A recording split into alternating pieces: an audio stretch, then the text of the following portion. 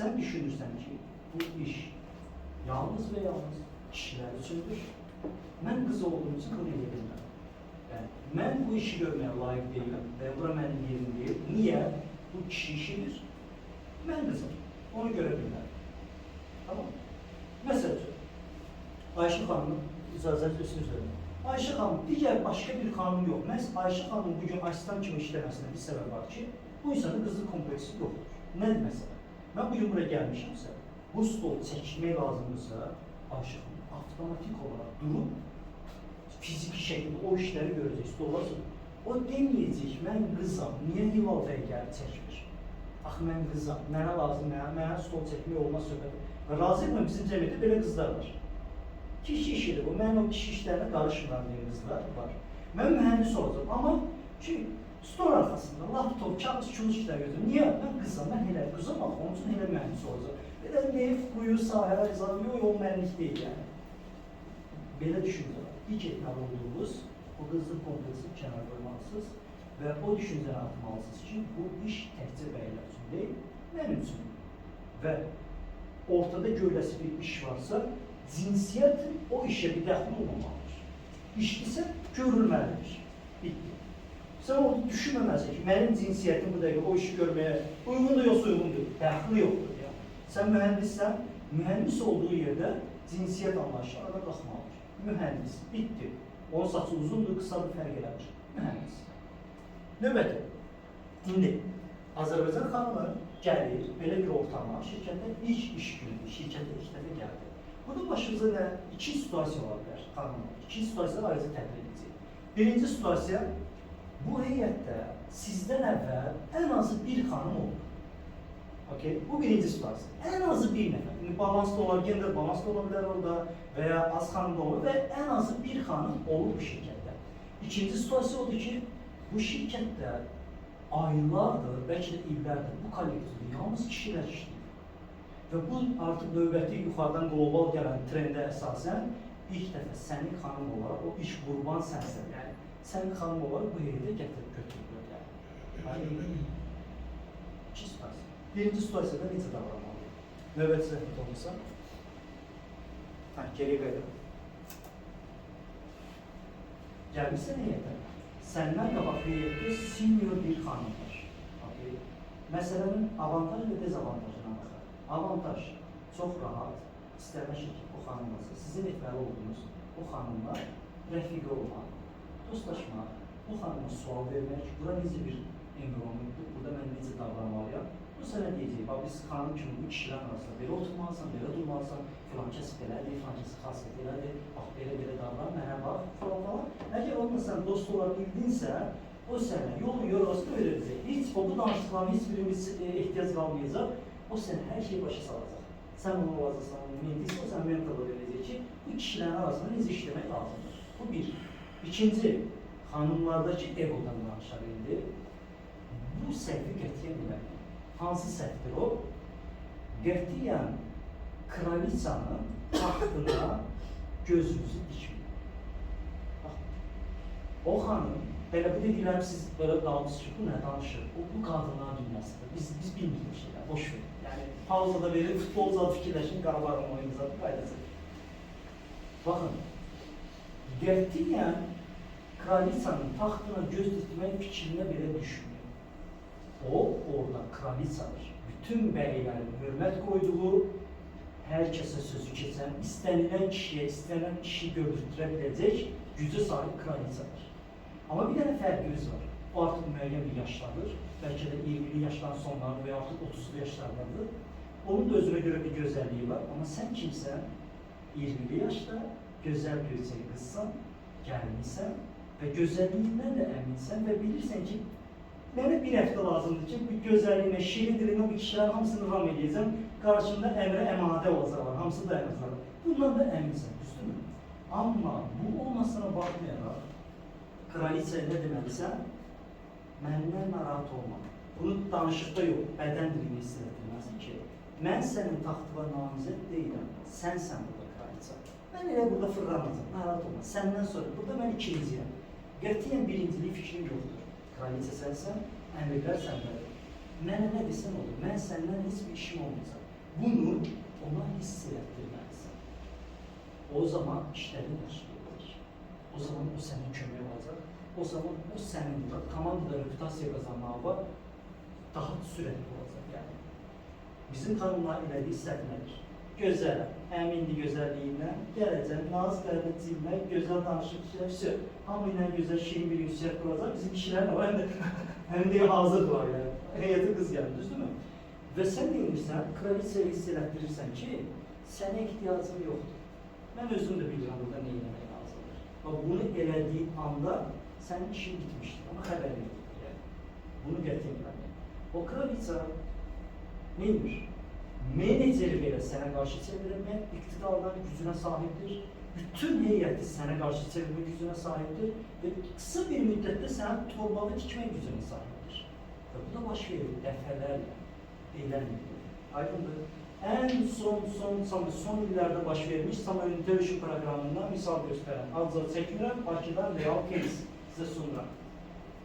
Seminarında da olmuş, tanıdığım bir qız gəlir, düzəlir bu şirkətlərdən birinə, bu dörtlü şirkətlərdən birinə. Gəlir ora, oğlanlarla xoş münasibət, hər şey əla, amma kraliçaya, yəni lazım deyilsə, mən özüm bilməm burada nə edirəm. Çox gözəl. Bir aylıq Samuel döyüşü proqramı, bir ay bitir, bir ay ərzində bütün oğlanlarla xoş münasibət, kraliçaya isə sən hazırlaş, mən gəlirəm, institutu bitirib gəlirəm sənin yerdə deyib gedir yəni. Sonra nə oldu? O kraliçanı tanıyır. İllərdir onu bilirəm, o insanı tanıyıram. Feedback hissəsində bu sual verir. Bu mühəndis Samuel döyüşünü necə keçdi? Sizin bu mühəndis vardı, fikriniz nədir? Biz bunu təhsilini bitirəndə işə götürək. Hər bir kollektiv işçidən bu barədə fikir alır. Kraliça qəşəng bir bu boyda mail yazır. Bu insan gəldi kollektivə, belə davrandı, belə sübutlarının, dəlillərinin. Bunlar, siz gəlsiniz, səhv buraxmağına var ki, sizin səhvlərinizi tutmağına var ki, bu səhvləri buraxdı və mən şiddətli şəkildə bildirirəm ki, bu insan bu sastavda olmamalıdır. Və o xanım artıq ilk dərsini bitirəndə o şirkətə qəbul edilir. Aydın bu xanımla kraliçəyə qəbul. Gəlir ikinci кейsə. Azərbaycanda sadəcə şirkət aylarla, bəlkə illərdə orada xanım olmur yəni. Və siz gəlirsiniz menecer otağına, menecer səni təbrik edir, aramıza xoş gəldi, biz çox məmnunuq ki, siz məhz bizdə karyeranı seçdik işləməyi. Gedək, sənə kavrolu, kaskanızı alıb, hamısını verir, gelirsən razılığa qədər geyinib, gəlirsən, hazırsan, gedək səni işçilərlə tanış etmək. İlk gün, iş günüdür. İndi siz orada qalın, qaydaq biz işçilərə, biz kişilərə. Biz kimik? Aylardır bu kollektivdə ancaq kişi olur. Bu sizin nədir? Yəni, söyüşün biri 5 köprü deməkdir. Yəni, hər cümlədə fakultet sözü işlədirsən. Yəni, bu normal oil language-dir. Yəni, bu sıradan bir danışıqdır. Və bizim vidimiz budur. Bax, mənim sifətimi görürsünüz də. Bığ saqqal basır, hər gün yuxudan durursan, əl-üzü belə yumursan, ehtiyac yoxdur. Kimin üçün? Menecerdir, kişi meneceri üçün yazarsan. Yəni, gəlirsən hər gün yuxulu, gəlsən kofuruma, kofre çəkib, gəlirsən belə, keçirsən belə qabağında, və həmin durursan ki, indi yenə menecer gələcək, danış gələ bu neyləməli, və işi verir, çıxaq gedə işinizi görək, durursan belə, nə baş verir? Menecer içəri daxil olur və gözü bir dənə də kölgə gəldi arxasınca, incə də görünmür, yəni bu balacadır. Bir də görürsə, nə baş verir? İçəri bir incə, nərmi, nazik bir məxluq daxil olur, yəni. Elə bir ki, meşəyə insan gəlir, yəni konkret olaraq. Bax, o situasiyanı bir dənə sizə göstərir və düşünün ki, sənsən girdin o otaqdan və deyir ki, buyur, bu sənin kollektivin, növbəti zəhmət olmasa, bax, sənə bu boyda baş baxır, bax elə. Hamının gözü zillənir ki, o, kimdir bu? Və həmin gün hadisədə nə baş verir? Səhərsi günü nə görürüm kollektivdə? Gəlmişəm, görürüm ki, yüzlər qırxılır, saçlar daranır. Nə olur? Toya mı gedirəşəm? Yox. Heyətə xanım gəlir. Siz intibahsız, siz çiçəklənməsiz, blossom. Heyətə baxıyorsunuz, yəni. Bütün kişilərin davranışı, duruşu, danışıq tərzini, hər şeyini dəyişəcəksiniz. Bir dənə gəlişinizdə yəni. Mən o zaman həyatımda hər zaman demişəm, təhsil illərində də, iş həyatında da gender balans olmalıdır. Mən onu sevmirəm ki, bir heyət yalnız, yəni bir sinifdə yalnız hamısı qız və hamısı oğlan. Her zaman ortamda balans olmalıdır. Balans olmayanda o belə bir meşəlik yaranır ortamda. Başa veya kızlarda ibaret Diller Üniversitesi Amazon'dur. Hamısı kızdı yani, düzdür mü? Bak bu anda gelsin dursun ona devam. Burada şekilde hanım görürsünüz. Göre de bilmişsiniz, düzdür mü o hanım? Çünkü o hanım değil, o Raya, o bizim bratımızdır, o brat. Şimdi ondan danışacağız. Kraliça. Daha tanış olun, kraliça. Sen bu kadar kişinin kraliçası kimdir? Odur. Başına dolandığımız, ne dese emir bulur, emade olduğumuz odur. Sen bu güzelliğini gelmişsin ve değilsen ki ben kraliçeye şey olacağım, rakip olacağım. Bazararsa, gör bazar günü onunla neyse baş çıkararsan yani. Düzdür mü? İndi, növbəti zəhmət olmasa. Ona göre bu danışığı bildik, indi hazır düşünce tərzində olmalısınız. Bir, siz neft sektöründe lazımsınız. Artık o dövr bitti yani. Bir evvela xanımlar necə düşünürdü intervyu gələndə, baxırdınız kişilərə, oydu, bu qədər oğlan var intervyu bugün gəlib. Yəni ki, bunları qoy mən seçməyəcəklər ki, və salamlar yəqin bu intervyu keçiriləcək. O dövr bitti, siz neft sektörünə artıq lazımsınız. Mühəndislik sənaye sektorunda və artıq bəyləri öz-özə rəqib bilmirsiniz. Çünki gələndə siz orada xanım görürsünüzsə, xanımla yarışırsınız. Özünüz o xanımdan, sizin o intervyuda tek etməli olduğunuz göstərmək ki, mən qız yox, mən bir mühəndisəm və sizə lazım mühəndis olacaq. Bitti. Bunu aşıladınızsa intervyudan bəylərlə müqayisədə intervyudan keçmə avantajı daha çoxdur. Niyə? O heyətdə qız lazımdır. Ondan sonra bu şirkətlərdə cinsi ayrı seçkiliyə yol verilmir. Baxın, tapşırıqlar veriləcək. Siz menecerdən necə bir davranış tərs görüləcəksiniz. Yəni, bu adam tapşırıq verəndə demeyecek ki tapşırıkçı, okey fiziki işler filankesi verir, filan yüngülvari ince işler, filankesi verir. Yok, o duracaq belə.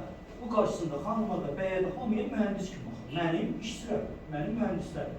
O tapşırıq verəndə, o fiziki işdir, ince işdir, buna baxmır. Soft, hard, heç bir şey baxmır. O tapşırığı ölür. Sənin də özü, bəzən fiziki iş düşəcək, bəzən laptop üzərində düşəcək, fərq etmir. Onun üçün o fərq etmir. Sən bilməsən, mühəndis. Ondan sonra təhqirami zarafatlar, tamamlar, rahat olursunuz.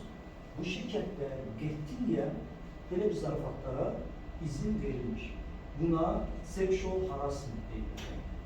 Məsələn, təkcə intim zarafat olmaz. İstənilən zarafat ki, bəy sənə əks-cinsləmə elədi və sən bunu bəyənmədin və getdin bunu şirkətə şikayət edin ki, mən bu adamı xəbərdarlığına ki, mənlə bu zarafatı eləməsin, amma adam dönə-dönə yenə də o zarafatı eləyir. Toxumlu sən saçma, sən saçma taxıb, sən hiç istəmirsən, hiç saçma toxumlu. Hər dəfə gəldi toxumlu taş. Sən bunu şirkətə şikayət elədiyin anda o insan işdən qovulur. Warning letter, töhmət zad yox, qovulur sadəcə. Bu qədər netdir qaydalar. Hər kəs o qaydaları birlikdə işləyir. Baxın, bizim heyətdə bir oğlan var ki, aramızda ən hörmət, ən saygılı oğlan idi, özünə görə adam idi. Yəni, hamısı hörmət idi, kişi kimi hörmət idi. O elə bir situasiya düşmüşdü ki, bizim heyətimizdə bir Çindən bir xanım mühəndis var idi. Adını xatırlıq Fanmid adı. Bu ona həmişə Çin-Çamçong deyir. Yəni, zarafat adını. Hər gün gəlir bu qız, təzə gəlib heyətdə bu deyir, Çin-Çamçong nə dərsən? Çin-Çamçong gəl görək. Çin-Çamçong ona belə Çin-Çamçong, biz də gülməklə gedirdik. Buna hərfi Çin-Çamçong deyir yəni. Bir gün bu qız hər gün bu zarafatı qəbul edirdi. Amma bir gün qızın pis vaxtına düşdü. Hallerin geldi vaxtına düşdü. Qız o zarafatı götürmədi. Gözləri yaşaldı, qovladı. Götür rəhbər dedi ki, mənim adımla zarafat edir. Yəni, adıma lağ edib, başqa bir ad qoyur mənə. Nickname qoşub, mənim icazım olmadı. O oğlan dizini yerə atıb qızdan üzr istəyir. Yalvardı ki, şikayətini geri götür, yoxsa oğlan işdən qovulur. Belə deyəcək. Yəni, bu şirkətlər təhkiramı, zarafatlara yer olmayacaq. Növbəti zəhmət olmasa,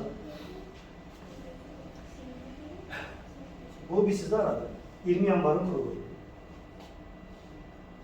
Geçmişsiz kanunla 20 yanvar kurulunu. Orada gelen arkadan komplimentler ya eşli size, o taksistlerin, dönerçilerin, zaslan komplimentlerine geldi. Erden öyle bir söz atılma ki, başı düşmüşse, bu sevdi mi yani sizin çönüm soruşasan ki, yani bu şirketlerde senin aksanca böyle bakmalar, böyle komplimentler, böyle şeyler yok, icazı yoktur. Növbəti zəhmət olmasa. İndi, sən necə davranmalısan?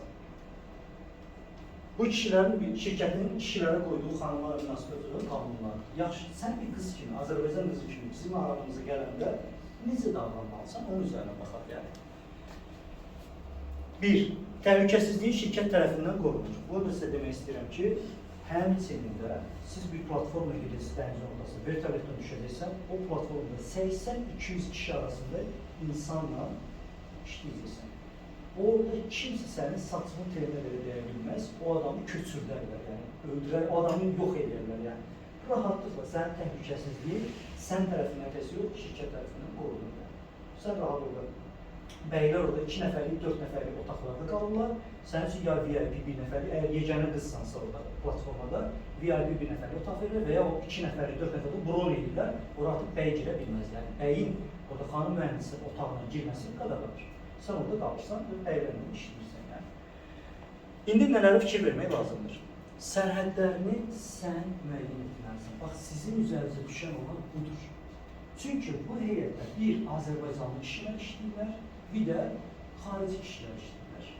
Sən gözləməməlisən ki, mən gəldim heyətə, bunlar hamı deyir ki, ha, bu qızdır, qız olduğu üçün mən buna görə belə davranmalıyım. Yox, belə bir şey yoxdur.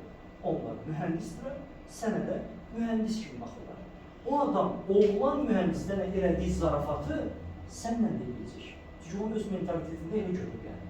Başa düşürsünüz, sizin üzərinizdə düşən, bizim bəyləri qoyduğu bir yana, xüsusilə xaricilərə siz başdan bildirməlisən ki, mən Azərbaycan dəyərlərində böyümüşəm, mənim böyüdüyüm dəyərlərdə sən mənə bu qədər yaxın münasibətdə ola bilərsən, bu qədər zarafatı eləyə bilərsən, bu qədər zarafatı götürürlər. Bunu eləmək, vaxtında eləmək, kimin üzərinə düşür? Sizin müddətsizliyinizdir. Bunu artıq şirkət eləmək, sən eləməlisən və vaxtında eləməlidir. Və ikinci ən böyük də səhv, birinci kollektiv sevgisini qazanmaq üçün aranı yumuşaq açıb, sonradan eləmək, bunu eləməyin yəni. Necə, nə baş verir? Birinci gələndə üzü hamıya gülür, hamıya mehriban, hər gün donatza da alıb gətirir, evdə keks pişirir, gətirir hamıya. Hər şey, elə ki, junior injinerin keçdi oldu seniora, salam vermək yoxdur, donatlar kəsildi, kekslər kəsildi. Nə oldu?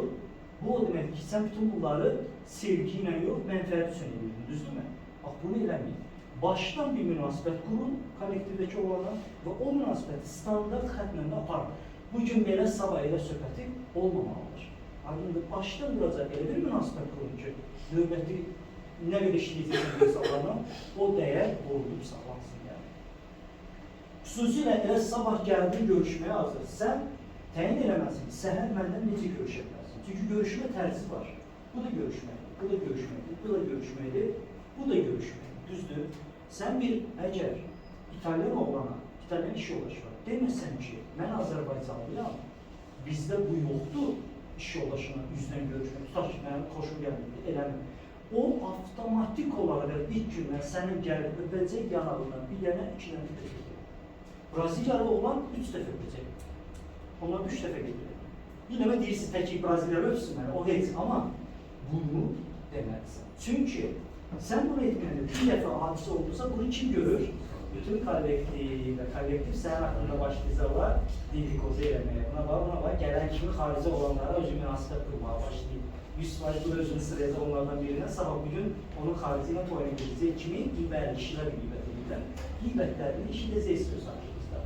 Ona görə öncədən bilirsən ki, mənim dəyərlərdə sən mənə necə görüşə bilərsən və ona da o adam görmək bilməyəcək, əgər sən desən, deməsən incimə.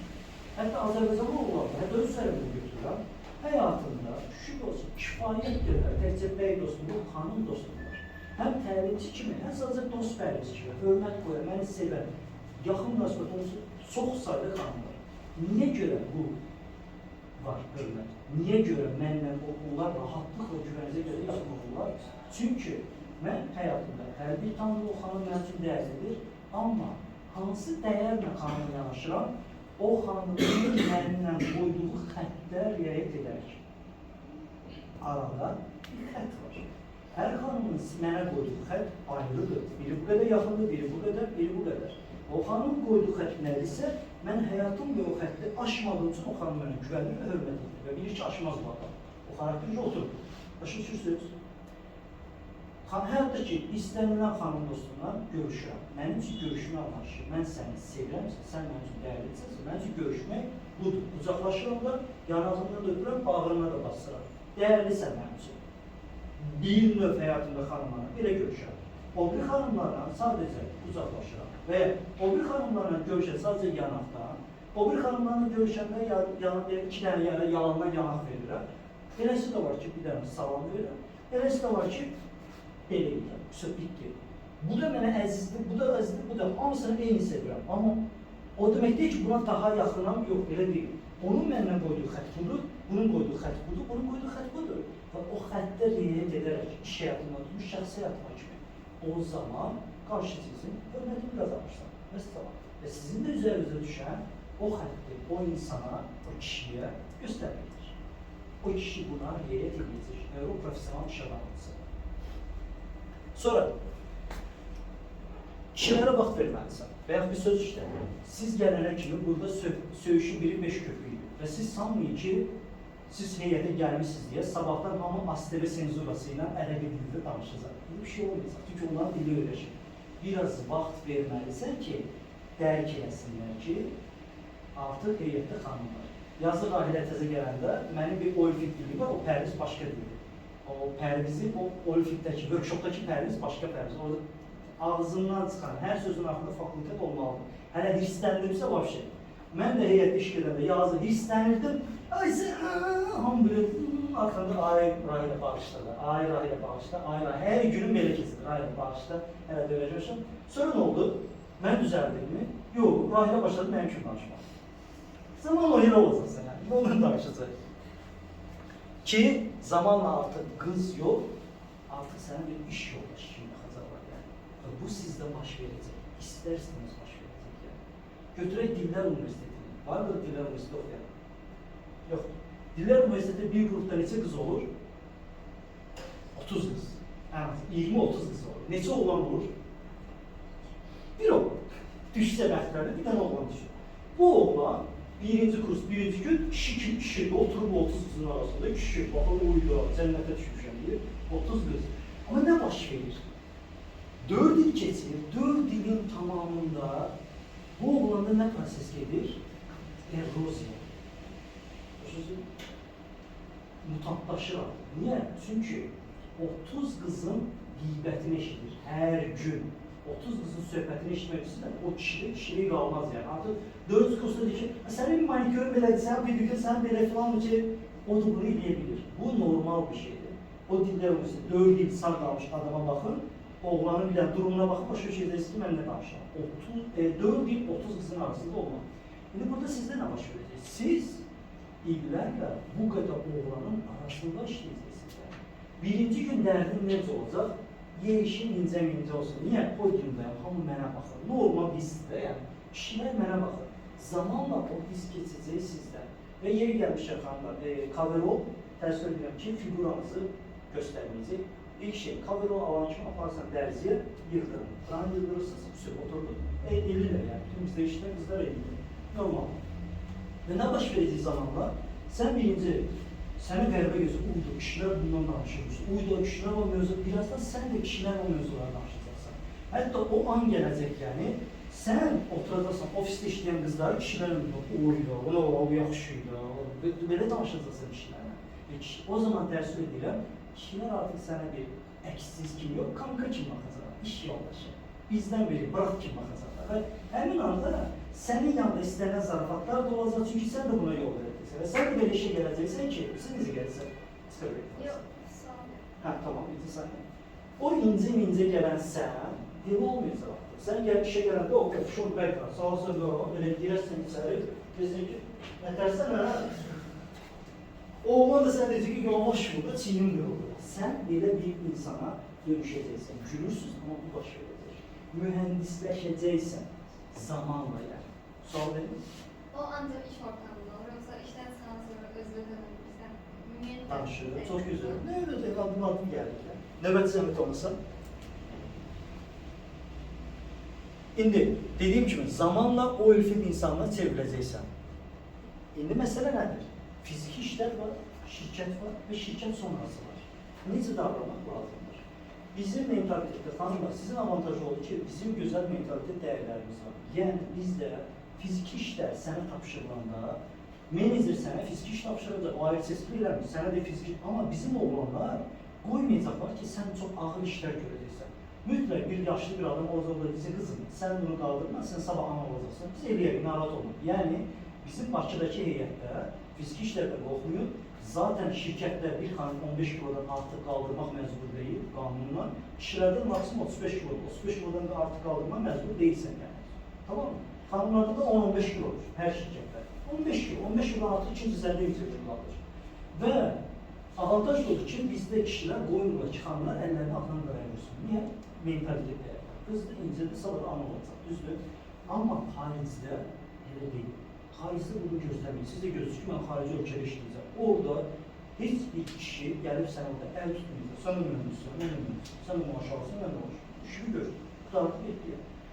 Çox yox, Rusiyadan danışıram. Kollektiva baxırıq. Xanımdır. Xanımdır, xanımdır.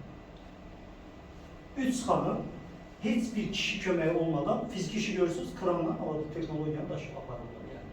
Hələ mən də şəkil çəkəndə mən kömək əvəzində şəkil çəkirəm kənarda. Özü şokda, çünki bizim mentaliteti gəlib düşmüşəm bura. Baxıram buna, yəni kömək lazımdır, belə baxıram ki, sən ki, mən kömək geç görür də, səni çağıran olur, kömək eləmək. Bax, budur və belə olun, sizdən də tövsiyəm budur. İndi növbəti şəkil göstərirəm. Oğlanlarda soruşmuram, yəni bəllidir zaten fikriniz, növbəti yəmtamısı.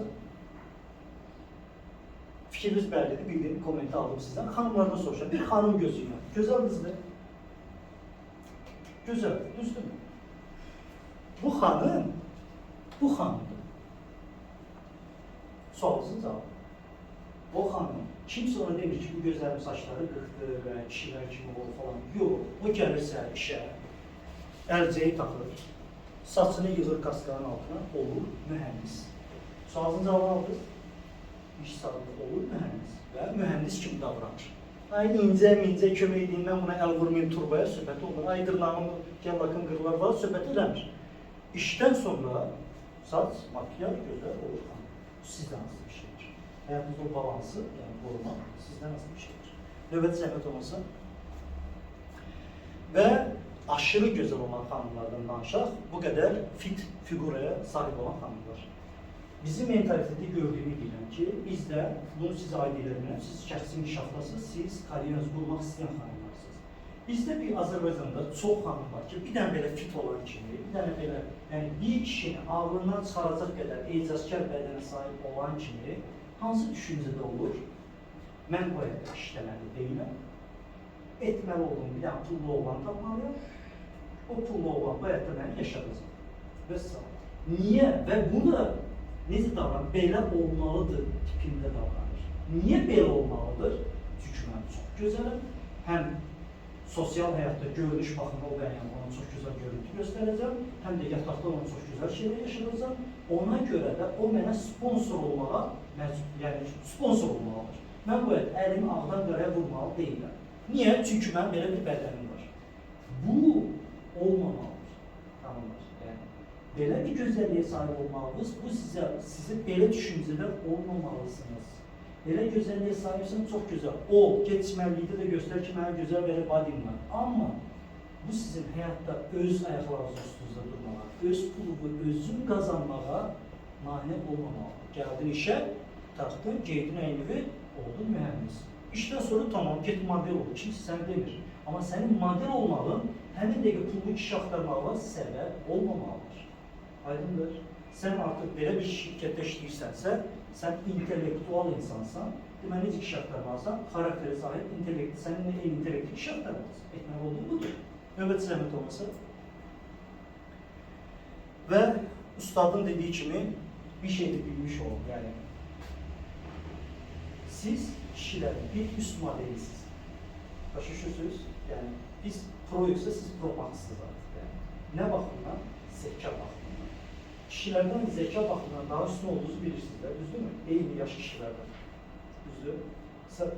Səninlə eyni yaşda olan bir kişidən bir 3 yaş daha geniş düşünə bilirsən. Ona görə yaşı dəyilər, xətrinizə dəyməsin. O xanım yaşıdsa sirri açıram, o sənə uşaq kimi baxır. 3 yaş balada uşaq kimi baxır. Bu belədir. Bu qaçınılmaz bir şeydir. Və biz kişilər niyə bizim mentalite deyirlər ki, get özündən 3 yaş balaca qızla evlən deyirlər. Deyirlərmi? Amma onu deyirlər. Niyə? Heç olmasa nə dediyini ağıl tuta bilsin. Yəni, başa düşəsən ki, nə deyirlər. Amma sən öz yaşıdınla evlənmisənsə, rahatlıqla deyirəm, sən həyatda özünü kişi sayırsan, lider sayırsan, qərarları mən verirəm. Xəbərin yoxdur. Bax, belə səni barmaqda fırladılar, dünya kadar. Sadəcə sən son qərarı verirsən. Yəni, sənə bir situasiya düşürsən, belə baxırsan, deyirsən ki, hə, bu belə olacaq. Baş üstə, nə tördirsən, belə olsun. Deyilir sənə, anlamırsan ki, sən o situasiyaya gətirildin, o şərait yaradıldı, sən o baxıldı, göstərildi və sən zaten göstərdə nə deyəcəyin qurulmalısı. Sən sadəcə baxırsan və deyirsən ki, qərarı kim verdi? Mən, hə, sən verdin bu dəqiqə. Elə də həyat yaşayırsan yəni. Baş üstə, ona görə hətta özündən 10 yaş balaca bir xanım belə rahatlıqla bəzən səndən daha zəkalı davranıldığını görə bilirsən biz kişilər, düzdürmü? Və iş dünyası, kapitalizm xanımların bu zəkasından rahatlıqla istifadə edir. Burada əgər bu senaryoların doğrudan da fiziki işdən ibarət olduğunu, fiziki işin önəmli olduğunu düşünsək, o zaman mənim kimi arıq adamlara yer verməzdilər. Gedərlər regbi komandadan və ya trenajör zalına və ya hərbidən cəmaat gətirib yolda işləyim, düzdürmü? Niyə siz işlədirlər?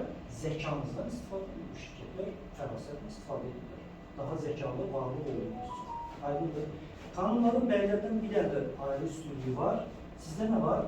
Beyninizdə multitasking bacarığı var. Düzdür? Bizdə o yoxdur. Biz bir anda bir işi görürük. Kişi beyni, bax bu işi görürsə, next bir şey varsa o işdən qopur, qaldırır, o işi görür, oradan qopur, qaldırır, təzə bu işə qayıdır. Kişidə eyni anda eyni şeyi düşünmə şeyi yoxdur. O yaradılış etibarıyla. Sizdə isə burada olduğunuz anda belə axşama nə edəcəksiniz? Falan kəs necə görünür? Oradan arxadakı mənə necə baxır? Burada beynimizdə bu dəqiqə 10 dənə proses edir və rahatlıqla idarə edirsiniz. Plus da pərinizin nə dediyini eşidirsiniz yəni.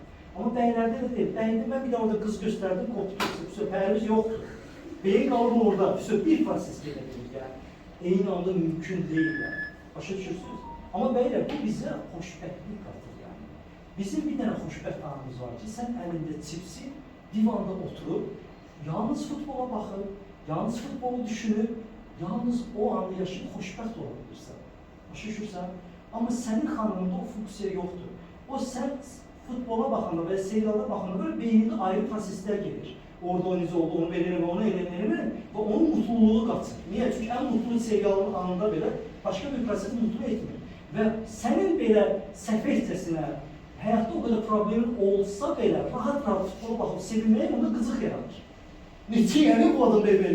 Çünki stopdadır bütün hər şey. Mən bankada bir kredit var, düşünə bilmirəm, mən futbola baxıram. O sonradır, futboldan sonra yadıma düşəcək kredit, düzdür?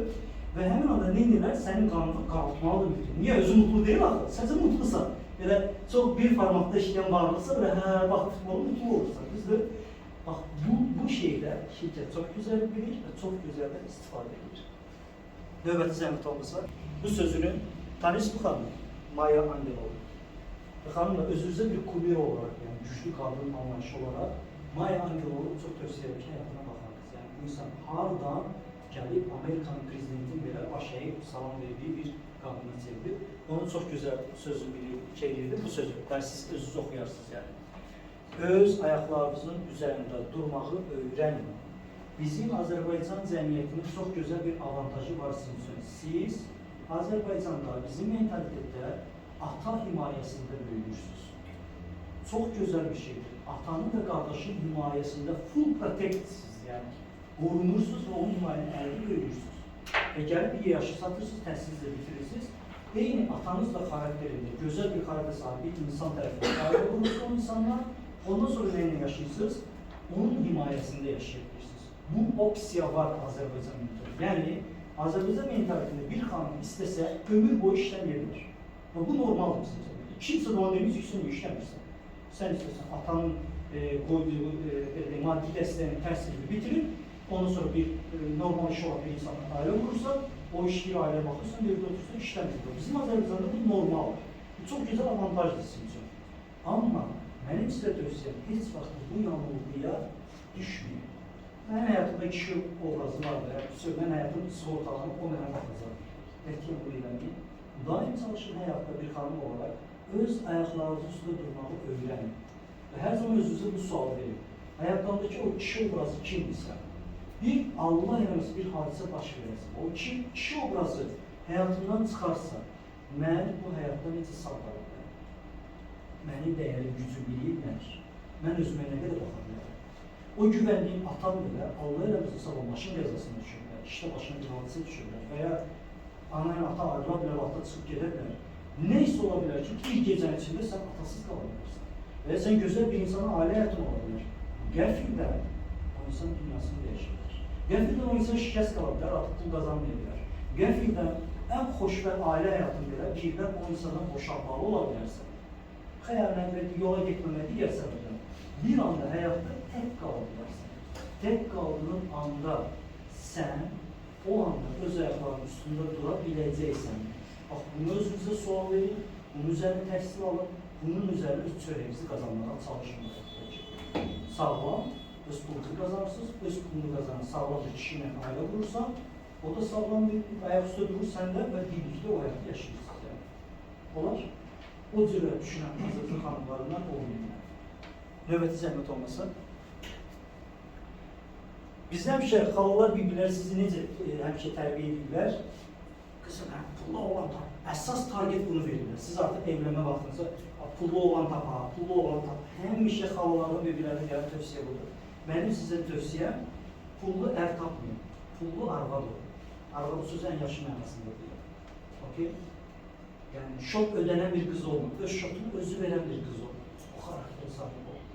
Mən hələ də başa düşmürəm ki, niyə bizdə kişi bankomat olmalı? Niyə kişi sponsor olmalı ailəyə? Niyə kişi məcburdur gedib daşdan da olsa pul qazanmağa?